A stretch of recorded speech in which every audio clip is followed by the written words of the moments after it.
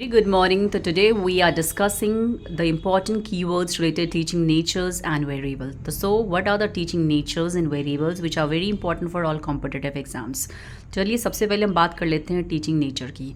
तो आखिर जो हम टीचिंग करते हैं, जो टीचर जो टीचिंग करता है उसका नेचर क्या होता है, ये बहुत बार क्वेश्चन पूछा जाता है। तो चलिए सबसे पहले देखते हैं जो टीचिंग का नेचर कैसा कैसा होता है। तो टीचिंग का जो नेचर होता है वो टीचिंग जो होती है वो आर्ट की तरह भी बिहेव करती है और साइंस की तरह भी बिहेव करती है। आर्ट का मतलब होता है कि टीचर जो आर्ट का मतलब होता है कि जो टीचिंग होता है उसमें हम डिफरेंट डिफरेंट क्रिएटिव मेथड्स का यूज़ करते हैं, हम क्रिएटिविटी का यूज़ करते हैं। जैसे हम मॉडल्स वगैरह बनाते हैं तो मॉडल का जो शेप है, उसका कलर है, हम किस चीज़ से मॉडल को बना रहे हैं, क्या डिज़ाइन दे रहे हैं, वो उसका आर्ट हो गया। और साइंस होती है जो भी हम उसमें लॉजिकल थिंकिंग का यूज़ करते हैं, जो भी हम उसमें एब्स्ट्रैक्ट थिंकिंग का यूज़ करते हैं, अपनी साइंटिफिक माइंड का यूज़ करते हैं, वो आता है साइंस के अंदर। तो सो हम इस तरीके से बता सकते हैं कि जो टीचिंग होती है वो एक आर्ट भी होती है और एक साइंस भी होती है। दूसरा जो बहुत इंपॉर्टेंट टीचिंग का नेचर होता है वो है कॉम्प्लेक्स। टीचिंग जो होता है एक कॉम्प्लेक्स प्रोसेस है। हम टीचिंग को कोई एक सिंगल तरीके से, सिंगल फैक्टर से नहीं पढ़ा सकते। हम टीचिंग को बहुत सारे फैक्टर के साथ ऐड करके हमें पढ़ाना पड़ता है, because according to the need of the childrens, according to the requirement of the teaching. हम उसको इन्वायरमेंट के साथ कनेक्ट करके पढ़ा सकते हैं, हम उसको रियल लाइफ सिचुएशन के साथ कनेक्ट करके पढ़ा सकते हैं। तो इसीलिए टीचिंग का जो नेचर होता है वो कॉम्प्लेक्स होता है। थर्ड वन इज़ डायरेक्ट और इनडायरेक्ट। जो टीचिंग होती है वो डायरेक्ट भी होती है और इनडायरेक्ट भी होती है। जैसे कोई टीचर जो होता है डायरेक्टली चैप्टर को स्टार्ट करा देता है क्लास के अंदर, और एक टीचर वो होता है जो सबसे पहले हमें एग्जाम्पल्स बताता है, हमें उससे रिलेटेड प्रीवियस नॉलेज, उससे रिलेटेड कोई कंटेंट बताता है, एग्जाम्पल बताता है, और तब जाके वो अपनी चैप्टर्स को स्टार्ट करता है। तो इट्स कॉल्ड अ डायरेक्ट और इनडायरेक्ट। तो टीचिंग जो का नेचर जो होता है वो डायरेक्ट भी हो सकता है और इनडायरेक्ट भी हो सकता है। वो डिपेंड करता है कि टीचर आपको किस तरीके से पढ़ा रहा है। The fourth one is vertical और हॉरिजॉन्टल। टीचिंग का जो नेचर होता है वर्टिकल भी होता है और हॉरिजॉन्टल भी होता है। अब वर्टिकल का मतलब क्या होता है कि जब हम करिकुलम को, एक करिकुलम को हम अगर अलग अलग ग्रेड्स में पढ़ाते हैं, means talks about the different grades, जब हम करिकुलम को डिफरेंट ग्रेड्स में हम उसको पूरा इक्वली मैनेज करते हैं, स्प्रेड करते हैं, तो उसको बोलते हैं वर्टिकल। और हॉरिजॉन्टल का मतलब होता है कि जब हम talks about the same grades, जब हम एक जैसे करिकुलम को सारे ग्रेड्स में एक जैसे करिकुलम का यूज़ करते हैं, तो उसको बोलते हैं हॉरिजॉन्टल टीचिंग नेचर होता है। तो इसलिए टीचिंग का जो नेचर होता है वो अलग ग्रेड्स में हम अलग तरीके से भी पढ़ा सकते हैं, और हम सेम ग्रेड में, जैसे अलग अलग एक ही क्लास के अलग अलग सेक्शंस है, तो हम उसमें सेम टाइप के टीचिंग मेथोलॉजी का यूज़ करते हैं। तो teaching can be vertical and can horizontal. The fifth one is dynamic and reflective. जो टीचिंग होती है वो चेंज की सकती है। टीचिंग स्टाइल को हम चेंज कर सकते हैं, टीचिंग मेथड्स को हम चेंज कर सकते हैं according to the requirement of a childrens. And reflective का मतलब ये होता है कि टीचर खुद को एनालाइज करता है, अपने टीचिंग मेथोलॉजी को एनालाइज करता है, अपने टीचिंग प्रोसेस को मेथोलाइज करता है कि बच्चे को ये चीज़ समझ में आ रही है कि नहीं आ रही हो, नहीं आ रही है तो उसको चेंज भी कर सकता है वो। तो रिफ्लेक्टिव का मतलब क्या होता है कि टीचिंग कैन बी चेंज, मतलब teaching methodology can be change.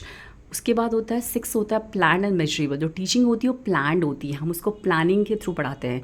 पहले हम क्लासरूम के अंदर जैसी में एंट्री करता है टीचर, तो पहले ऑब्जेक्टिव को सेट करता है, एम्स को सेटअप करता है कि भाई मुझे आज बच्चे को क्या पढ़ाना है, कौन से मेथड से पढ़ाना है, कौन से टीचिंग एड्स का यूज़ करना है। तो इसीलिए हम टीचिंग को प्लान्ड बोलते हैं। और मेजरेबल का मतलब कि टीचिंग को मेजर भी किया जा सकता है फीडबैक के थ्रू, कि भाई बच्चे, अगर आप क्विक फीडबैक लेना चाहते हैं तो आप क्वेश्चन आंसर के थ्रू पूछ सकते हैं, बच्चों के थ्रू टेस्ट ले सकते हैं, क्विज के थ्रू हम मेजर कर सकते हैं कि बच्चे को कितना समझ में आया है, कि हमारी जो टीचिंग है वो सक्सेसफुल है कि नहीं है। तो इसलिए टीचिंग जो होती है वो प्लान्ड भी होती है नेचर और मेजरेबल भी होती है।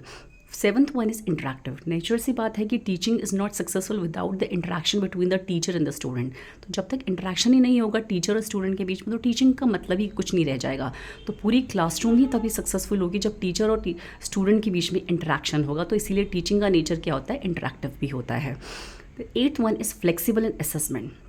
फ्लेक्सिबल का मतलब होता है कि हम टीचिंग को या टीचिंग मेथड्स को या अपने टीचिंग स्टाइल को हम चेंज करेंगे according to the need and requirement of a childrens. ये ज़रूरी नहीं कि जिस मेथड से मैं आज पढ़ा रही हूँ किसी सब्जेक्ट को, तो उसी मेथड से सारे बच्चों को एक जैसे समझ में आ रहा हो सकता है एक बच्चे को ज़्यादा समझ में आ रहा हो सकता है एक बच्चे को कम समझ में आ रहा हो। तो इसलिए टीचिंग जो होती है वो फ्लेक्सिबल होती है, can be change according to the need of a student.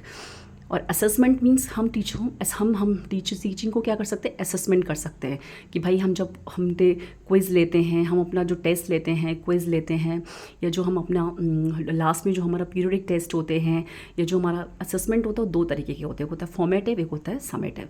Formative होता है ड्यूरिंग द सेशंस और समेटिव होता है at the end of the session, जिसमें हम जैसे हमारे हाफ ईयरली, मिड, हमारे जो फाइनल एग्जाम्स होते हैं, या जितने भी हमारे स्टैंडर्डाइज्ड टेस्ट होते हैं, वो असेसमेंट के अंदर आते हैं। The 9th one is systematic. जो टीचिंग होती है वो सिस्टमेटिक होती है, हम उसको सिस्टमेटिक के थ्रू पढ़ाते हैं। ऐसे नहीं कि हम 1st ग्रेड के बच्चे को 5th ग्रेड के बच्चे का पढ़ा देंगे और 5th ग्रेड के बच्चे को 9th ग्रेड के बच्चे का पढ़ा देंगे।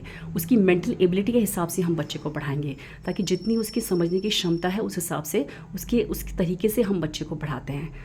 तो so these are the important teaching natures, keywords हैं टीचिंग नेचर के, जो इंपॉर्टेंट कीवर्ड्स हैं जो बहुत बार एग्जाम में पूछे जाते हैं। Now we talk about the variables.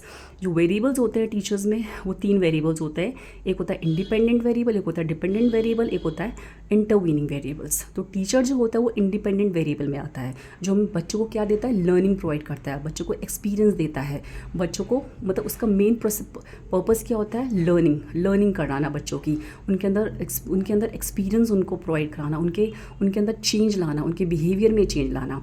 तो ये टीचर का क्या अल्टीमेट उसका एम होता है। तो now the dependent variable, student और जो टीचिंग होती है वो डिपेंडेंट वेरिएबल आता है, क्योंकि इसमें क्या होता है, depends on the teacher and the study material. तो हम क्यों बोलते हैं स्टूडेंट और टीचिंग को, क्योंकि वो टीचर पे डिपेंड करता है, स्टडी मटेरियल पे डिपेंड करता है। तो teaching is a dependent variable but teacher is a independent variable. Now the 3rd one is intervening variable.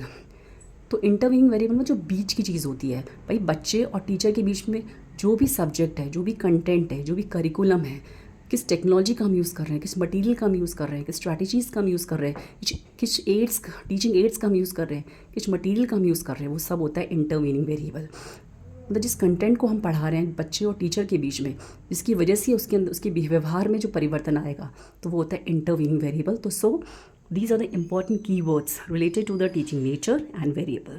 So if you like my channel, please do subscribe and share my content. Thank you.